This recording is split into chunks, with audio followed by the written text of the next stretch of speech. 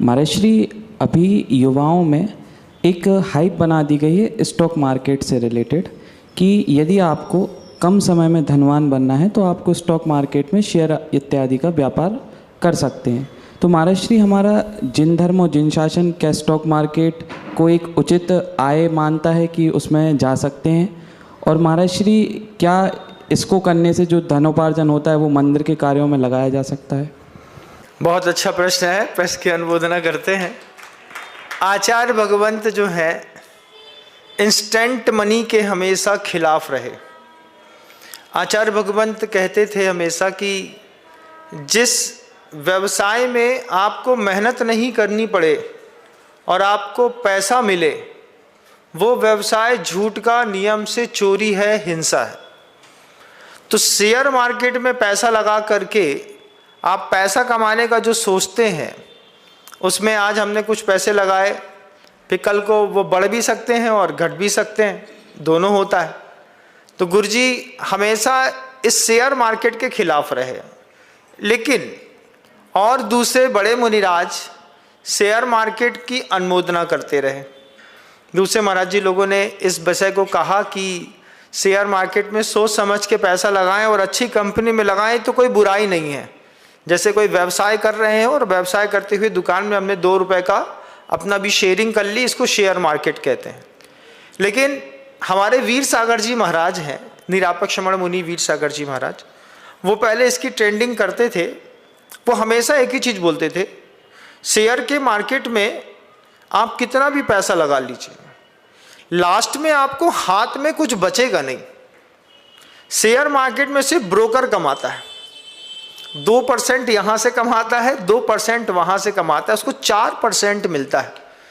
और जो शेयर में लगाता है वो लगाने वाला आज भले कमा भी ले, लेकिन एक दिन ऐसा आता है कि वो जितना आता है उतना उसका चला ही जाता है। बिल्कुल जुआ है।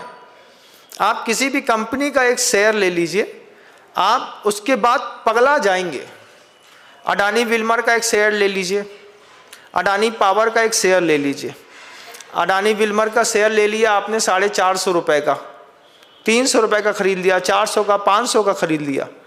अब आप सो के उठेंगे, उठते ही साथ सबसे पहले देखेंगे आज रेट क्या हो गया, फिर शाम को एक बार फिर देखेंगे कुछ बढ़ा क्या, दोपहर में भी एक बार। जैसे 3 बार साधु प्रतिक्रमण करता है, ऐसे 3-4 बार आदमी फिर दिन भर में शेयर का रेट देखता है। और अगर मान लीजिए आपने 8-10 कंपनी का शेयर ले लिया तो आपके दिन के 2-2.5 घंटे जो हैं वो सिर्फ शेयर की रैंकिंग को चेक करने में चले गए। और जहां कहीं भी रेड मार्क के साथ डाउन दिखाया, धक धक धक धक धक धक, क्या हुआ, 2300 का खरीदा था 1700 बचा। दूसरे दिन सोचता है अरे यार 1700 बचा, दूसरे दिन 1300 बचा, अब तो धक्का ही लग गया। तो ये जीने मरने वाली काम नहीं करना। आचार्य जी कहते थे इतनी मेहनत करो जिस मेहनत के करने के बाद शाम को जब बैठो तो लगे कि मेहनत भी जोरदार हुई, शरीर भी स्वस्थ रहा, धन भी पर्याप्त मात्रा में आया। आचार्य जी कहते थे कुएं में झिर खोदो। जो रेगुलर मतलब रिटेल काउंटर होता है, रिटेल काउंटर के लिए गुरुवर कहते थे हमेशा कि रिटेल काउंटर कुएं की झिर जैसी हैं, चारों तरफ से थोड़ा थोड़ा पानी रोज आता है, ये थोड़े थोड़े पानी आने वाली व्यवस्था बनाओ। ये शेयर मार्केट वाली व्यवस्था जो है एंड टाइम में आदमी को धोखा जरूर देती है।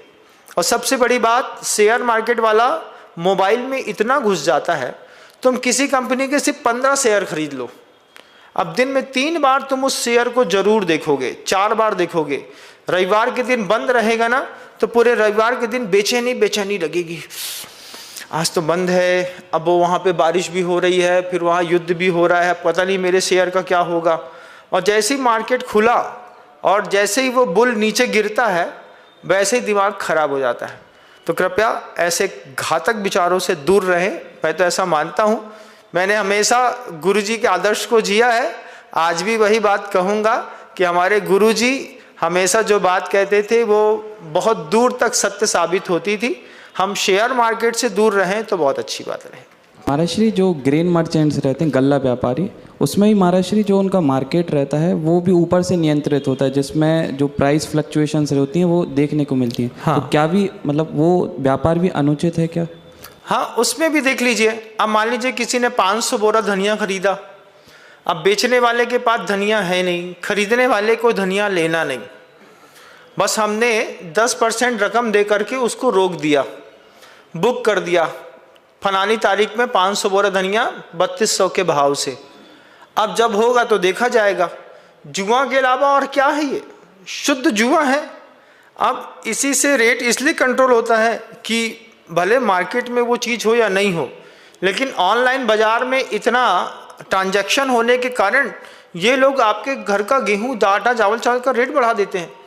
आप किसी एक जीन्स को शेयर मार्केट से और ट्रेंडिंग से बाहर कर दीजिए, गेहूं को या फिर धनिया को, जीरा को, किसी को बाहर कर दीजिए। लोकल मार्केट में उसकी कीमत तो देखो, अभी 200-250 रुपये, 300 रुपये जीरा बिक रहा है।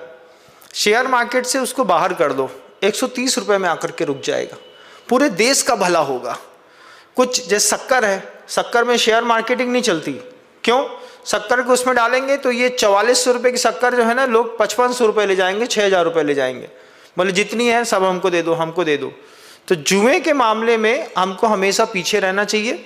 और जो जीन्स उसमें चढ़ी हुई हैं, सरकार जब किसी चीज़ की शॉर्टेज देखती है तो उसको उससे लिस्टिंग से बाहर कर देती है, और जैसे ही बाहर करती है तो उसके रेट कंट्रोल हो जाते हैं।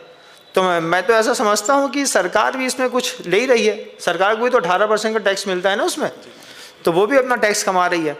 ओवरऑल हमको शेयर मार्केट से दूर रहना है, अपना खुद का पुरुषार्थ करिए बहुत अच्छा, और अपना अच्छा जीवन जीजिए, बहुत अच्छी बात रहे।